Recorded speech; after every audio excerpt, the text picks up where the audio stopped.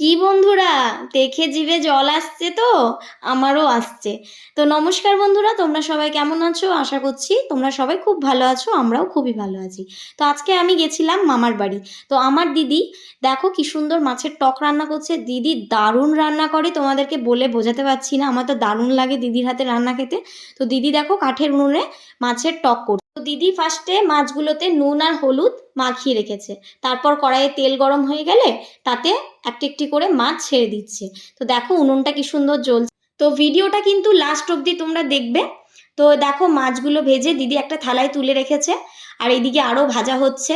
তারপর দিদি তেঁতুলটাকে আগেই ভিজিয়ে রেখেছিল, সেই তেঁতুলের জলটা দিয়ে দিয়েছে। তারপর ভাজা মশলা, হলুদ, লবণ দিদি এক এক করে সব দিয়ে দিয়েছে। তারপর সেটাকে ফুটিয়ে নিয়েছে। ফুটিয়ে আসার পর তাতে দিদি মাছগুলো একটি একটি করে ছেড়ে দিয়েছে। তো দেখো বন্ধুরা, আমার দিদি কি সুন্দর করছে রান্না কাঠের উনুনে। দিদি দারুণ রান্না করে, মানে তোমাদেরকে বলে বোঝানোর নয়। তো দেখো এবারে দিদি এটা ফুটে আসার পর এরপর মাছগুলোকে দিয়ে দেবে।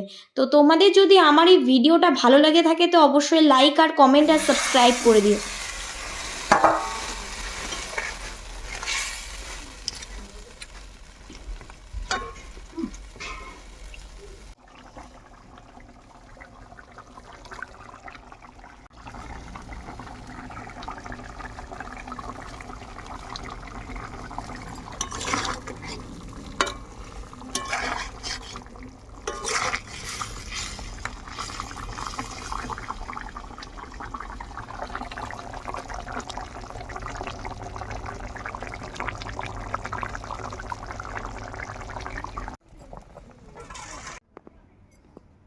গন্ধটাও ভালো এসছে।